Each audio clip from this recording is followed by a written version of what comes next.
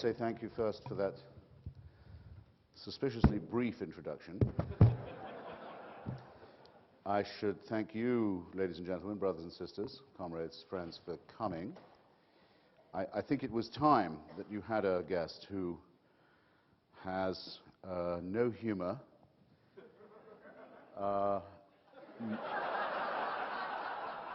no tricks, and who, though he knows is blocking the way between you and cocktail hour,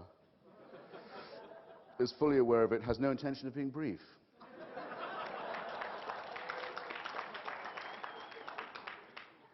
But who, for all that, is very glad to be back in Las Vegas. I can't be the only one of you to have noticed that I went to the Bellagio this morning for a fast one. Fast what, you asked? Ha! That these palazzos, these pyramids and ziggurats and skyscrapers are not built, are they, by the winners.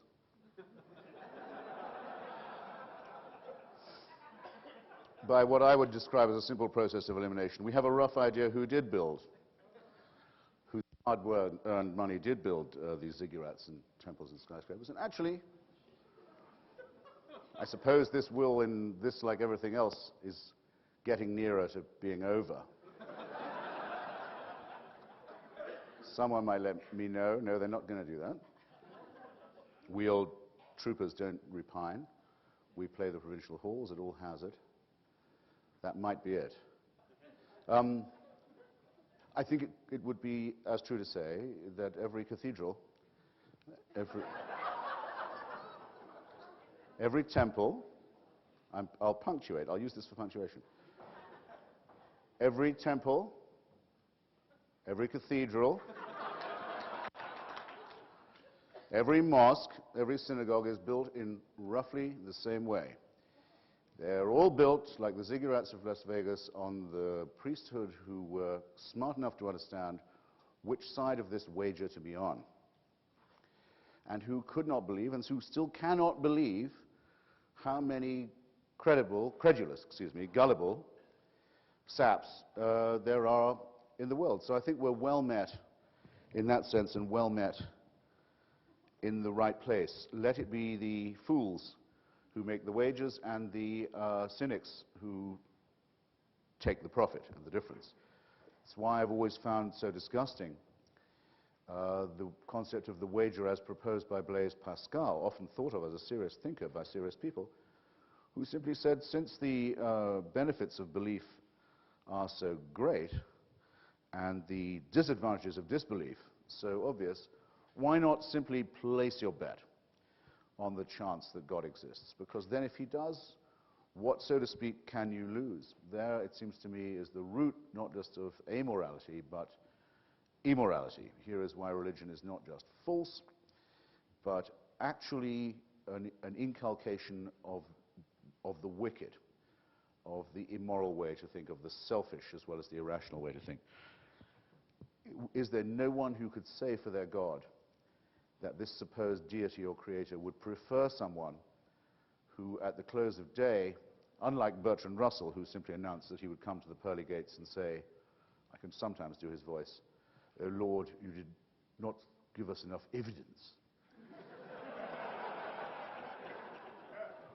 who would, perhaps a little improving on that from the ethical point of view, who would say, don't you prefer someone who could not bring himself to believe in the propaganda of your priests, but who tried to lead an ethical life in any case? Would that perhaps not be a more winning bet? If it is a more winning bet, a more ethical bet, we can at least be certain that monotheism forbids it.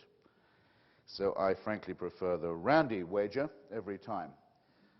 Any miracle you can do, we can do better. And you lose, and we keep the money. That's talking, it seems to me. And that's why I feel so honored to be here. I have had a sense all week, a sense that I don't usually inculcate in myself at all, the sense that I am not worthy. Round any corner in this hotel I might meet Michael Shermer. Again, fortunately for me this time, I have met him before. I might meet Professor Dawkins. I might meet James Randi, I might meet Penn, I might meet Teller. I feel overawed, seriously, deeply overawed by all that, but I'm comforted by an even more refulgent faith than that of hero worship that I don't really profess. Because the great thing about our sodality, our company, ladies and gentlemen, is simply this: we don't need heroes. We don't need a priesthood. We don't need a papacy. We don't need positive reinforcement. We don't need incantations. We don't need weekly ceremonies to drive it all home. We don't need nightmares and dreads and guilt in order to confirm us in what we think. We certainly don't need excommunication or anathema. We belong to a natural community, a community that arises in the ordinary course of events of people who are skeptical, who can come to the same conclusions independently of one another and calmly compare and contrast these conclusions when we're lucky enough to meet. I suppose that not Randi supporters, but Ayn Rand supporters do occasionally have schisms and excommunications, and there's nothing like a good schism among objectivists to teach you how there are pitfalls even in non-religious cultism, but we prepare ourselves, I think, fairly calmly for those too. We don't even need to stress something that will keep us a secret between these walls. We don't even need to stress our moral superiority. That's something we can just keep to ourselves, all right? We hardly ever need to stress our moral superiority. But that's what's meant by our superiority over the sordid calculations of somebody, an overrated sophist like Blaise Pascal. Now, skeptics and unbelievers are unfortunately also doomed to be accused of being joylessness, of being joyless, of promoting joylessness, even a certain frigidity. I don't think anyone who'd been to this meeting would think of the skeptical or agnostic or atheist or rationalist community as a joyless one. To the contrary, I think it's probably a great deal more fun to be here than at, say, Jerry Falwell's Liberty Baptist College showdown.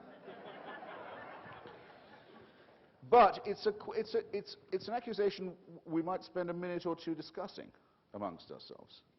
After all, is it not true that in Las Vegas, even the losers, freely taken as they are by the clever priesthood who built the temples and the ziggurats here, even those losers do have sort of a good time?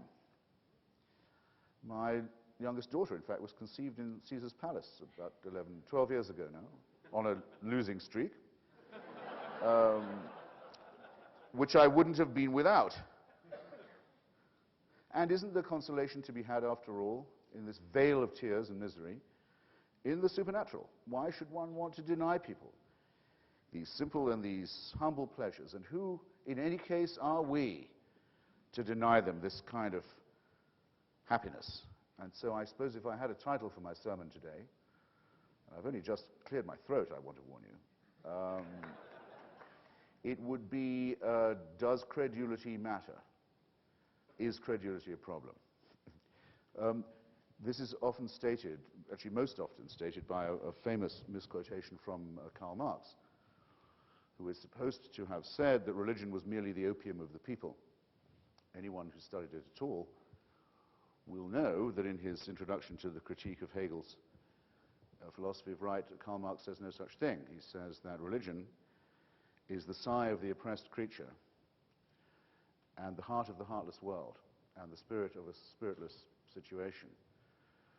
And he adds only then the punning remark that it's the opiate of the masses, and goes on to say that criticism of it, of religion, has plucked the flowers from the chains, not so that men and women shall wear the chain without consolation, but so that they may break the chain and cull the living flower.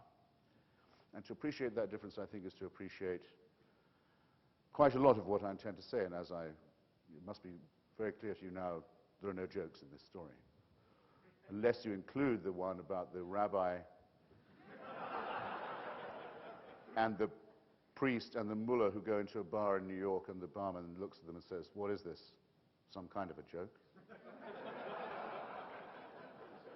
I want to argue that it is, in fact, some kind of a joke, and also some kind of a fraud. I want to say why I think that credulity and gullibility, however apparently harmless, ought to be resisted, ought to be fought, ought to be combated.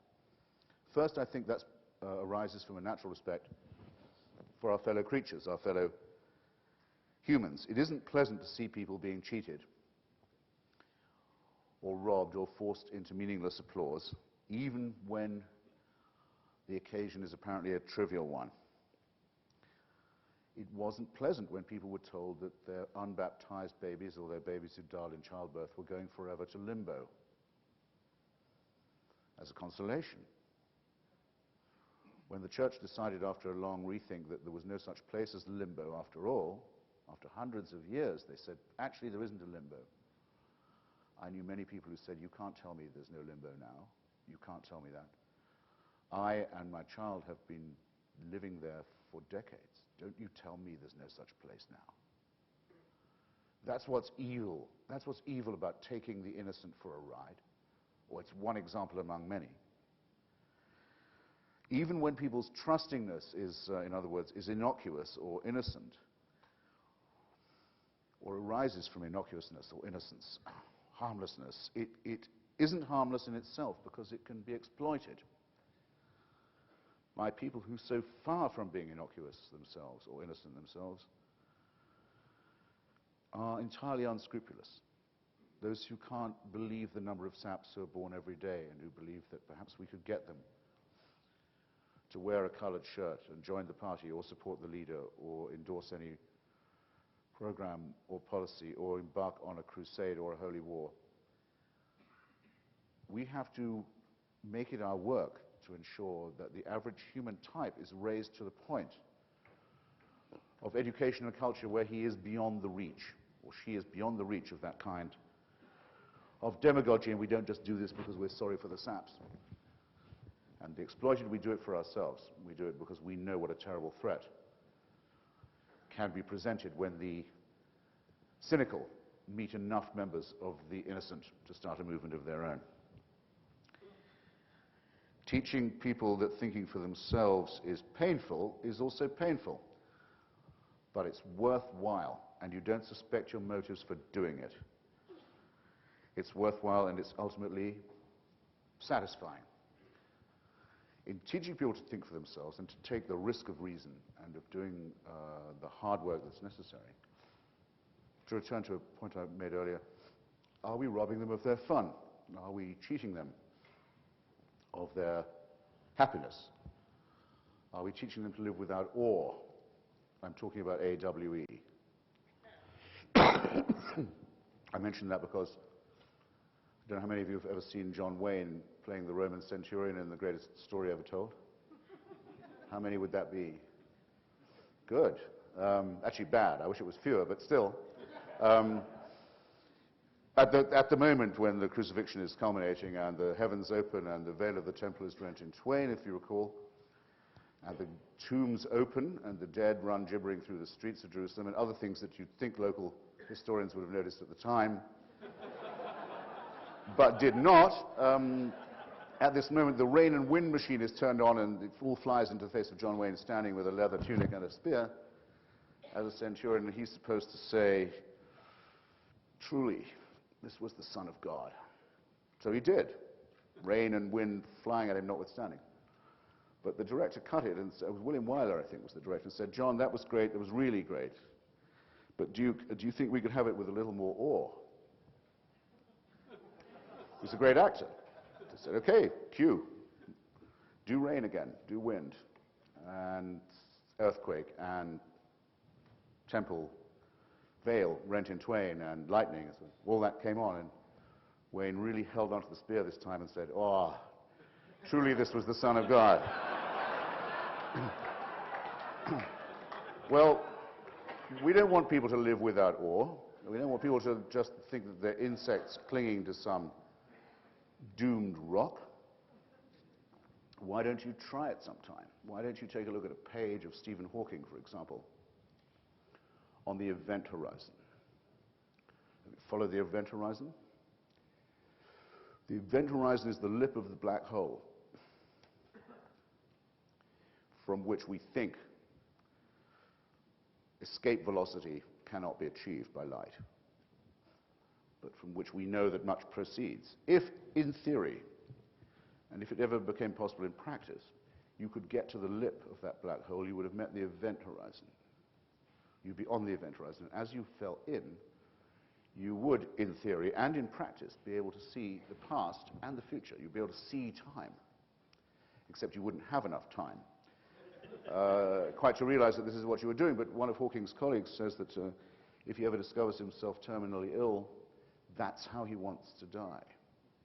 Now, to be able to reflect upon the event horizon, I would submit, ladies and gentlemen, is a great deal more awe-inspiring than a burning bush, shall we say,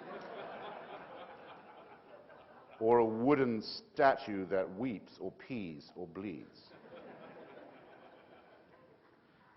And that there is a great deal more majesty and an inexhaustible source of wonder to be found in the struggle to uncover why it is that we are now so near to knowing not just our origin as a species, but the origins of our universe. And if I turn to the origins of our species, and we look at the miraculous uncovering and unraveling of the strings of DNA that have shown us our kinship and fellowship with other creatures and other species, that have abolished, just by the study of themselves, the whole bogus medieval concepts of racism and tribalism, as well as creationism, have shown them to be unfounded. Can anyone studying this extraordinary story not be a little more impressed than by a talking snake?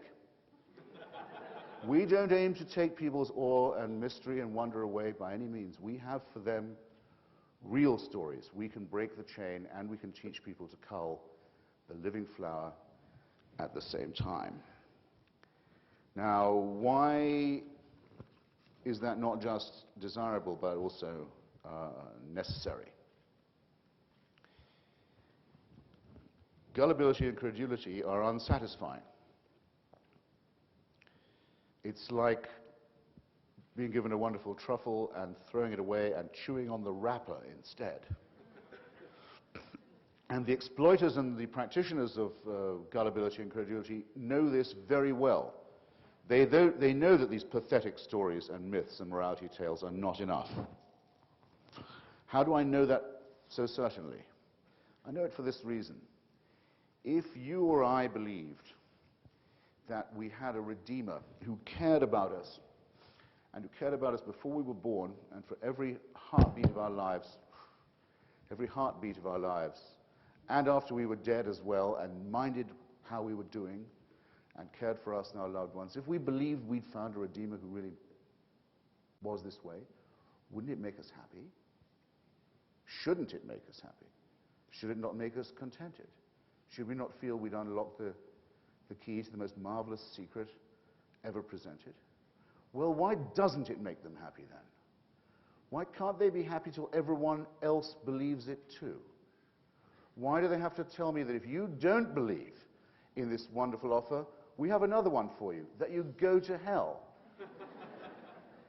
and are treated abysmally and forever? Now, in North Korea, the country they most seem to admire, where the concept of paradise is continuous praise of the leader and continuous wonder at the fantastic, the magnificent coexistence between you and him, you can sometimes hope to see his face. He's given you everything. He is what you adore. He's what you worship. You have the right only to praise him for his many gifts. Well, at least from North Korea, you can die and defect. From the other dear leaders, you can't. They'll follow you all the way to hell and gone. So the insecurity that's manifested by the faithful interests me very much.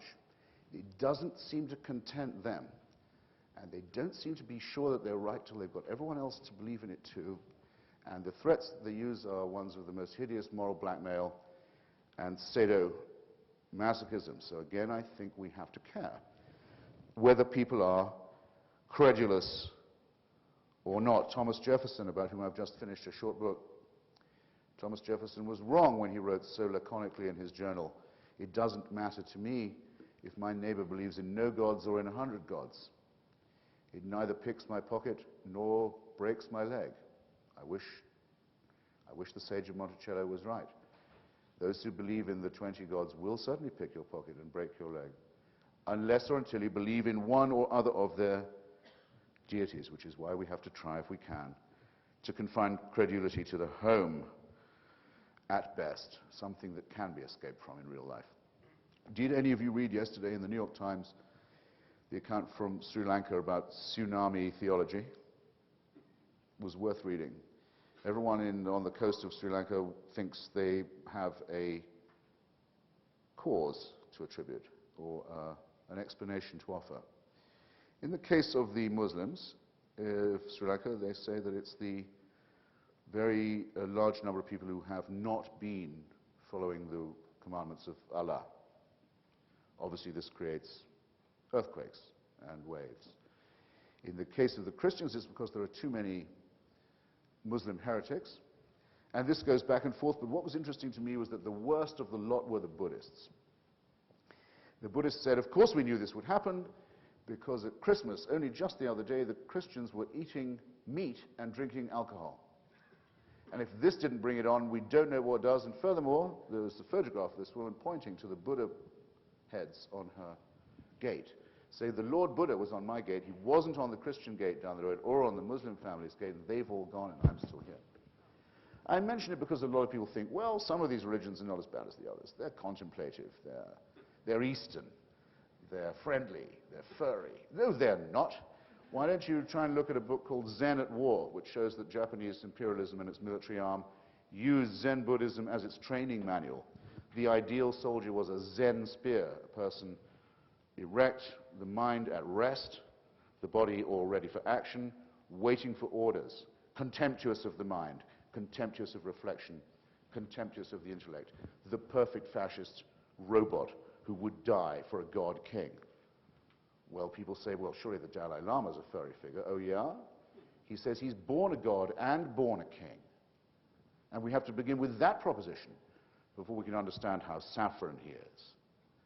And who has also published a manual on bedroom strategy and upon what you may do with whom and at what time in the sanctum of your bed. Always a bad sign, that and the dietary regulations, I find. All of these religions are the same. They represent the surrender of the mind, of the only thing that distinguishes us from the roundworms and other creatures who are also in our DNA string. And they try and snuff out and blow out the poor candle of reason, which is the only light that we have. And if it was true that sodomy caused earthquakes, as used to be believed in the ancient Christian days, I spend my summers in San Francisco. I can sort of see what they're talking about, but there hasn't been a really big one since 1906, and I have a feeling that these events are probably not determined by the will of any deity. So it isn't the will of the deity or the priest. You notice that all these are voluntary statements by the believers that I've been quoting. These are not hateful statements made by mullahs or rabbis or priests or other vermin. These are things said by the congregation to New York Times reporters. It is, in other words, not a problem that there are those who wish to command and wish to preach dogma and wish to be obeyed. It is the willingness of the congregation to be a slave. It's the willingness of the congregation to believe.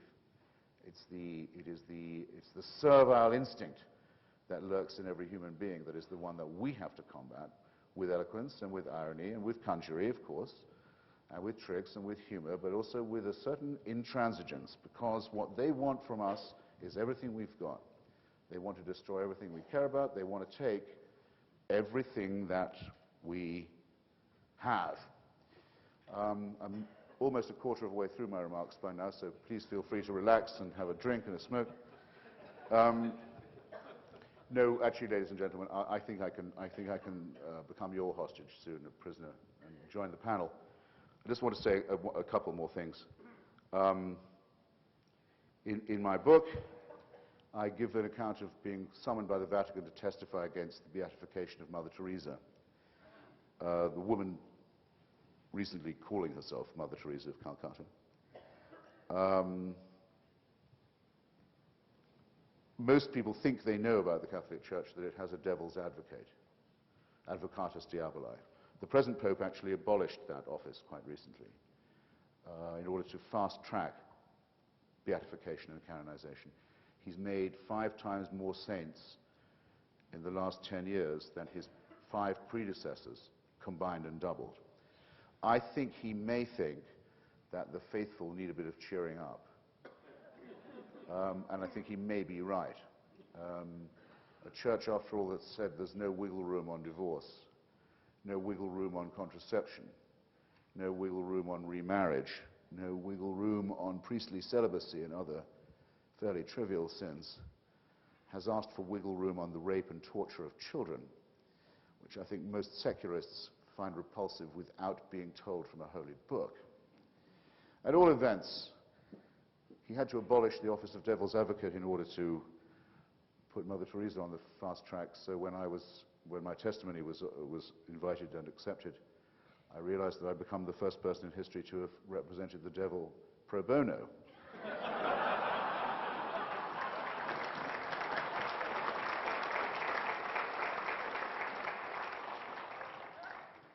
And it would have been just as easy, of course, to write a book saying Pat Robertson sucks, which I hasten to add to assure you, he does.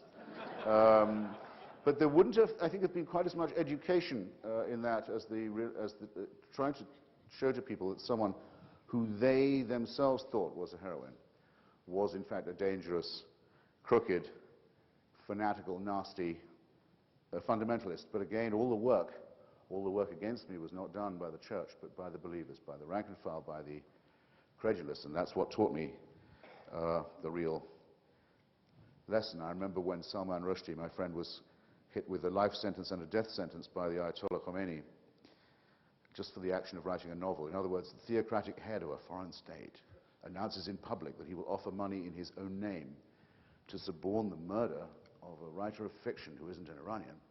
A pretty frontal challenge to what we hold dear. A friend of mine suggested to Salman that his sequel should be called Buddha, You Fat Fuck.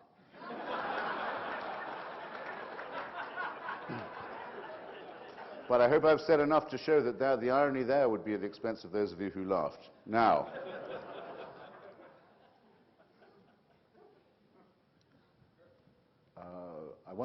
this really is my closing paragraph. I once heard Abba Eban, a very brilliant Israeli former foreign minister and ambassador to the United Nations, who some of you may have heard or read yourselves, make a speech in New York where he said about the most pressing foreign policy issue that faces us now, the Israel-Palestine dispute. He said, what strikes you? He said, when you first look at it, and when you second and third time survey it as well, the first thing that will strike your eye about this dispute, he said, is the ease of its solution. You will grant me, I think, not most speeches begin, not many speeches begin on this topic with that sentence. But it's true when you think about it. There is a fairly small country which contains 2 roughly symmetrical peoples, roughly symmetrical in point of number, and confessional persuasion. And the solution has been obvious since at least the Balfour Declaration. There should be 2 states for 2 peoples in 1 land. It is the common sense of the question. Why does what everybody wants and what everybody knows is reasonable not in fact eventuate? Why does it not happen? Why hasn't it happened? Because there are those who say that God gave the land only to one of those peoples. And they want to occupy it all themselves and bring in all other Jews and exclude all non-Jews, because then the Messiah will come. And they have their counterparts, and those who say, no, no, no, you're right essentially, but it was given to another people, actually ours to be exact, and all of yours have to leave or be killed, and then God will be pleased. And it's seconded. There's a sort of coat-holding role played by the creepiest Christians who say, well, if we help the Jews to do this, perhaps it'll bring on our Messiah, though he will, of course, have to kill all the Jews who don't convert before the end of days occurs and the struggle really begins. Well, look, This is the contribution of monotheism to civilization in our day, and right in front of us, and we have a president who believes in all three of these causes.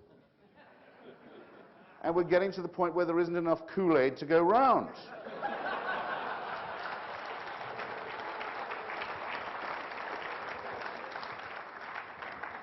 And so I discover that I am a traditionalist after all, and that I am with Voltaire. And I think that for all our conjury and humor and irony and wit and forbearance and tolerance and pluralism, we still have to agree with Voltaire and to say, écrasez l'infâme, destroy this dangerous thing before it destroys us.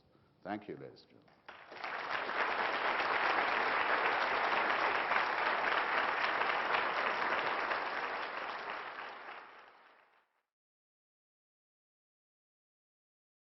Destroy this dangerous thing before it destroys us. Thank you, ladies and gentlemen.